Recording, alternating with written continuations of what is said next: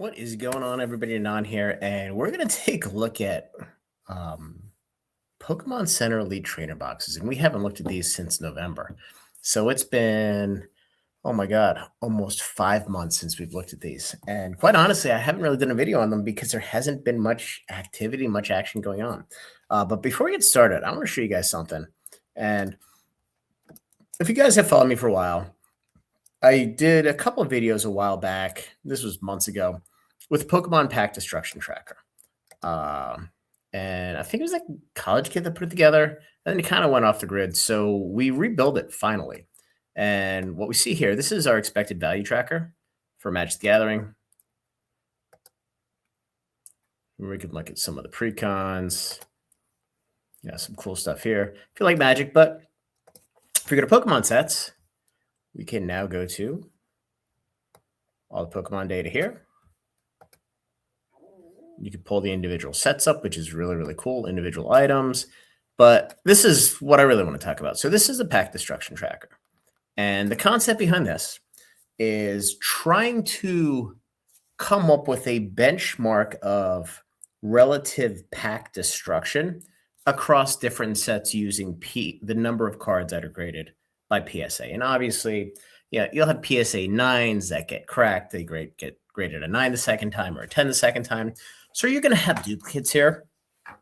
But this is really a way where we can kind of isolate the duplication and just kind of assume it's going to be the same across the board.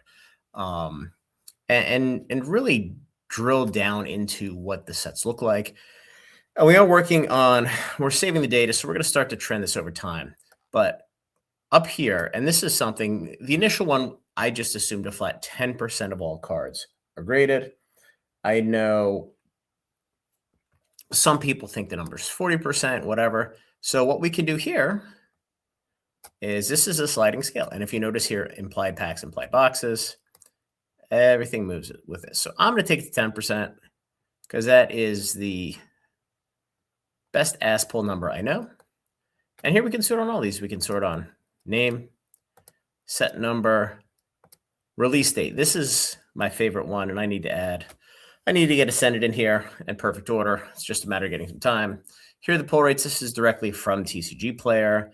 Now, if we look here, I only went back to Champions Path. Anything before here, I can't find any pull rates. And quite honestly, it doesn't matter. Nobody gives a shit about Darkness Ablaze or Sword and Shield Base or I forget what Sword and Shield 2 is. Nobody cares. So we could go based on here. And here you have pull rates. You could look at most difficult to easiest. PSA pop. You can see what's graded the most frequently. And this is really a cool way to do that. And again, these are the most popular card, the biggest pull rate, or I should say the biggest chase in each set as of when I pulled all this stuff. Now, there's obviously other ones as well within the set, but I wanted to kind of create a baseline here. So here you can see your PSA 10s. I mean, Shining Fates, 34,000 Celebrations, 33,000. Here's your your 151 Charizard, 26,000. Your Lugia V, 23,000. Giratina, 22,000. Umbreon, 20,000. Then you have your PSA 9s, and then your gem rate. This is a really, really easy way to kind of look at, what your gem rate is and look at and kind of see what the most garbage quality of printing is. And as we all know, how the evolved Obsidian Flames were terrible, 151. The different reprints have seemed to have a little bit different quality. Journey Together was bad. Granted, not a whole lot of cards graded here. Prismatic Evolutions, only 15,000 Sunbreons here. But again, it's still early. And the other thing that's it's a nuisance, but we have to accept it, is just the lag in the amount of time and the number of cards that are sitting at PSA that are mailed out, that have been pulled, that haven't been registered yet. And that amount of time obviously ebbs and flows. So if we look at this is the total implied packs ripped. And I think is fascinating is after Evolving Skies, you have Brilliant and Silver Tempest and Fusion. Now Crown Zenith makes all the sense in the world. But look at these implied boxes, 15 million. And again, this is booster boxes, ETBs, booster bundles, all the million tins and EX boxes. And this really just starts to create a baseline as to what the print run looks like, which is pretty fascinating. So Brilliant Stars, Silver Tempest, Fusion, Surging Sparks, Prismatic. And then as you start to get down here, you have 151 and Paldean Fates, which quite honestly has not been open nearly as much as I would have thought. But this is where the data gets weird, because we are assuming that each one of these cards is graded at the exact same rate. Well, I would argue that the Umbreon, Moonbreon, is probably closer to like a 70% grade rate. So 2.1 million boxes. And then, the 151 Charizard's probably closer to 25%. So if we just kind of adjust this, then you go to 151. Now you're at 2.3 million boxes. So now the numbers start to make sense. The other thing that doesn't quite make sense is, all things equal, 151 and Paldean Fates have about the same population. Now, again, I would argue that there's probably more Bubble Mews graded than there are Charizards, just because I think in general people ripped 151 all over the place. They kept the Charizard, the Bubble Mew, probably not nearly as much. But anyway, this is a cool application. You just go to ev.anontcg.com. There's a 3-day trial. Quite honestly, I set it up for the Magic EV tracker because it's much, much cheaper than Mox Elf and some of the other ones. But I want to keep rolling some of the things in here as we get time. And I thought this was really, really cool. Now, this is this is the total number of sets here. But quite honestly, it really doesn't make sense to go back any further in time because it really doesn't matter. So anyway, take a look. If you have any feedback, feel free to let me know. But let's get to the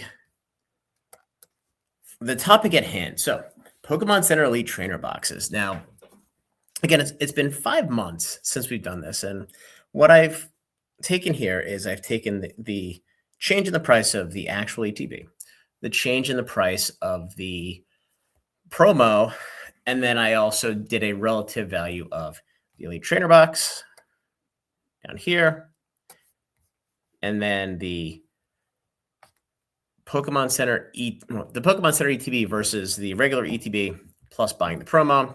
And then I did a nice little bonus at the bottom here where we're going to see what sets performed the best sealed over the last 5 months and which performed the worst. So that being said, what's interesting here is in the last 5 months, and in your orange color here, let me make this a little bit bigger so it's not as much of an eye chart.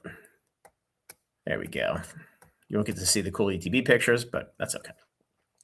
So SV Base, Paradox, Temporal, Twilight's Done Nothing, and then Stellar Crown, they've all been flat to slightly down now. I guess Journey Together has as well. Let me highlight this one just so it's consistent because my OCD is going to kick in.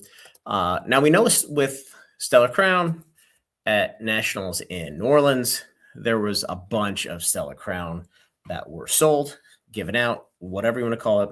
So there was more supply of this one that's come to market. I think there's been some Paradox or some Temporal from Pokemon Center in the UK, but nothing in the US.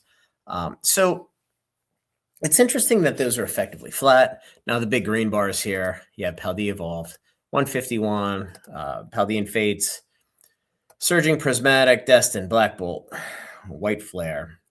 Even the Megas have moved up a little bit. No, we go back to November. That was 2 weeks before the release of Phantasmal. So the numbers are all batshit crazy. And then Ascended Perfect Order aren't nearly as old. But what I want to point out here is other than Stellar Crown, the total supply of every single one of these items is significantly less than what it was back in November. And, you guys may say, well, no shit, which is true. But there have been a lot of times that I've done this, and from the end of 2024 through the end of 2025, where we'll see supply be up. And it'll be up for 2, 3, 4, 5, 6 months, depending on if there's a buy out of one of the items and the price spikes, then the market gets flooded. So what we're not seeing here is we're not seeing a flood of supply. In fact, we're seeing everything dry up across the board. And quite honestly, just because we got these Stellar Crown Pokemon Center ETBs back in, was it October, November, December, something like that. And the supply's still only up by 7%. These things are drying up super, super fast. Now, one thing I do want to point out, you look at these, I mean, you're barely double digits on some of these. Obviously, Prismatic is through the roof because they printed the shit out of that. And for those of you who don't know, the specialty sets they print an awful lot more than they do everything else. This was the original population or the print run when we were able to scrape Pokemon Center. Can't do that anymore. So, for example, Paldean Fate's 135,000. You go back to, the two Paradox Rifts, you got 42,000 each. So, just under 85,000 up to 135,000. So really 50,000 more, or, call it 5/8, so 62.5%. So a good chunk. But what's fascinating is once we get down here, this is where everybody's learned their lesson until Perfect Order. Everybody's learned to put these back in their collection, and you don't really sell them. And when we get to the singles, it's going to be even more fascinating because there is like none of these singles on the market compared to what we had seen previously when people would rip these, sell the packs, grade the promo, but that's not happening now. And you got 36 and 33 of the two Mega Evolutions, 36 of Phantasmal. Now 72 of Ascended Heroes. But if we were this close to, when we were this close to Prismatic coming out, there were like 270 on the market. There was an ass load. So people have really socked these away and stopped moving them. But again, the key takeaway here is the supply is drying up so very quickly. And if you look at the price graph of all these, everything really kind of hit a high in October, and it sold off really up until about 3 weeks ago. Now everything started to swing back in the uptrend. So again, I haven't spoken about it because there's been really nothing to do here other than accumulate if you so choose. But it looks like after a 5 month consolidation period, these are generally speaking all ready to start pushing up. Now, the other thing I will mention, if you look at Twilight and Surging specifically, and I've highlighted these, the graph of these really took a sizable hit when we got the massive reprint back in October of the regular ETBs. So that's kind of fascinating to the point where Twilight still hasn't recovered. And Surging has started to recover, but again, it's still flat versus August. It's only up versus November. So what's going to be interesting, and little birdie told me that they're in the process of doing a pretty sizable reprint of Destin ETBs. Don't worry, your booster boxes are coming. I realize it's not Q1, but sometimes things get pushed out, or they get changed for one way or another. But if you guys didn't notice, there is a very, very sizable reprint of Destin Rivals booster boxes in Europe right now. And every shop's going to tell you, well, I didn't get that much. I mean, did I get 3, 4, 5, 6, 10 cases? That is a sizable reprint. It is a good amount larger than what the first Surging Sparks booster box reprint was last year. So we'll see what happens. I don't really expect the price to come down, but I also don't expect the price to go up substantially for a while. And as you guys know, they're printing them for Europe. We all know they're coming here. So just so you roll, Stimmies, they're coming. Just because it's not 3 seconds after I made the comment doesn't mean it's wrong. So anyway, moving on. And this is where it gets really, really interesting. And this is where we start to get a disparity. So if we look at the price change on a bunch of these are down 20-25%. This is again since November. Some of them are up, and the ones that are up are really the higher quality promos that people want. You have the Paldea Pikachu, which quite honestly, there's like 4 copies before it's at $200. Obsidian Flames, the Charmander, the Snorlax, the Mimikyu, the Paldean Fates Mimikyu. Paldean Fates is on fire again. Prismatic Eevee's up a couple percent, but then everything else is down 20%. But what's really, really fascinating is if we look at the supply, and I want to focus on the green here because we have in orange, we have some increases. Obviously, the big one is the Knocked Out, which is from Stellar Crown. Obviously, people bought them, people ripped them, people listed them. the supply of these is down pretty much across the board again. But in spite of the price being down or the supply being down, the price is also down on a bunch of these. So at some point, something has to give. My educated guess is that we've hit the bottom in the little bit of consolidation period or sell off or weakness or whatever you want to call it. And things are going to start to swing to the upside once again. I may have to hit my shrouded Petron. I have a lot of those, but they're so cheap. So there's nothing but upside on them, or I should say limited downside, but there's still 118 on the market. So it might be time to take these out. So anyway, moving on. And this is where it gets interesting. So here we have all the sets. You have the Pokemon Center ETB, the regular ETB, the promo price. So here, again, we're just taking the regular ETB divided by 9 times 11. So we're prorating for 11 packs.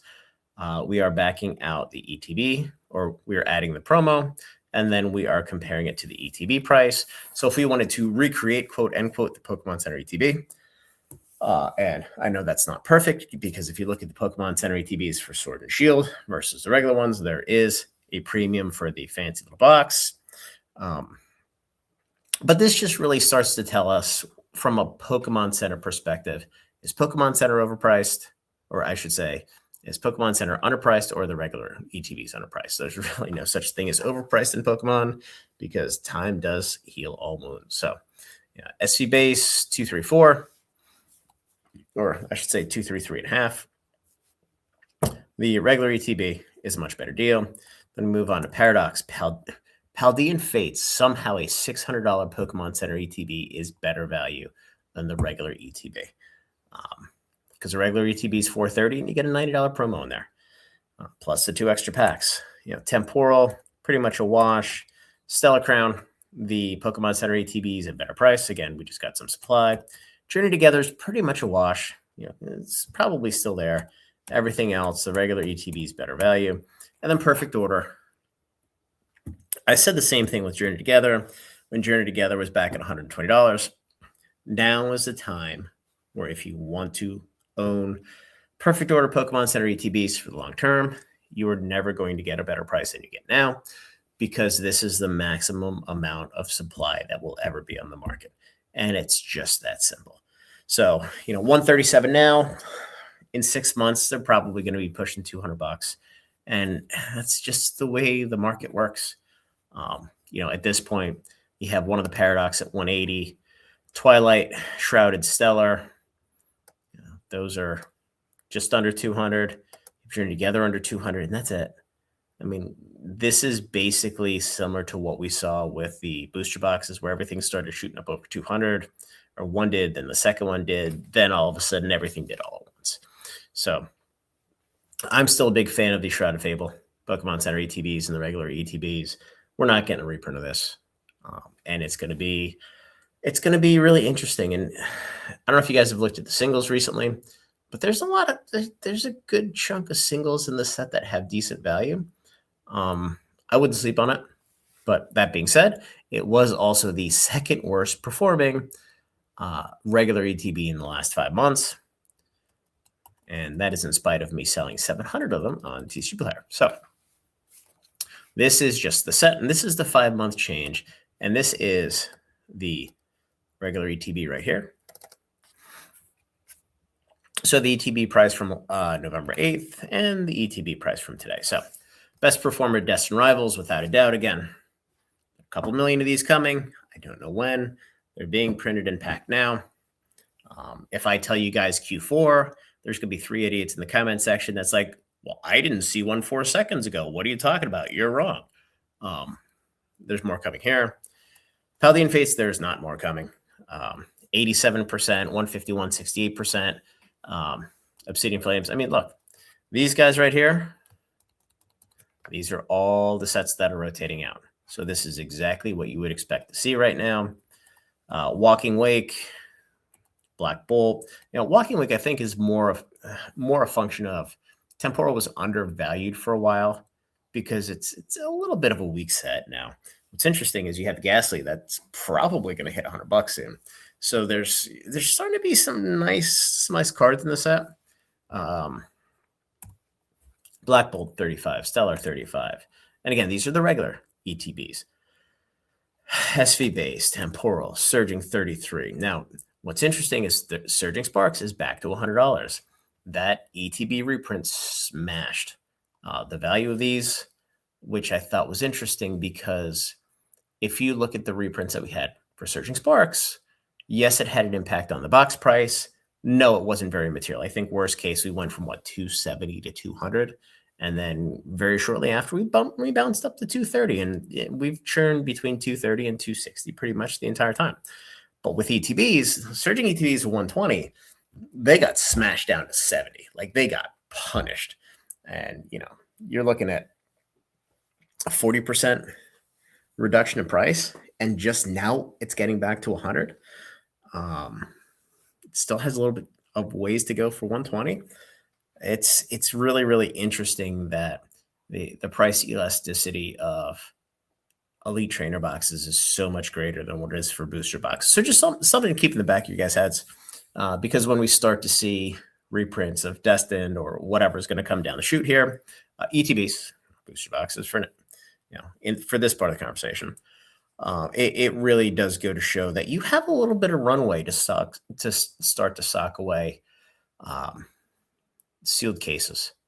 It's not like you have 3 seconds like you do with booster boxes. You have weeks, if not months. So Paradox 30%, Prismatic, Twilight, Journey Together. Now, again, Twilight up 30%. This is another one that got smashed from $120, $110, 115, somewhere around there, back down to 70. And now it's just starting to move up. It's just about at $100 all over again. Journey and White Flare, the 2 megas, and Shrouded, 9.9%. 10% in 5 months.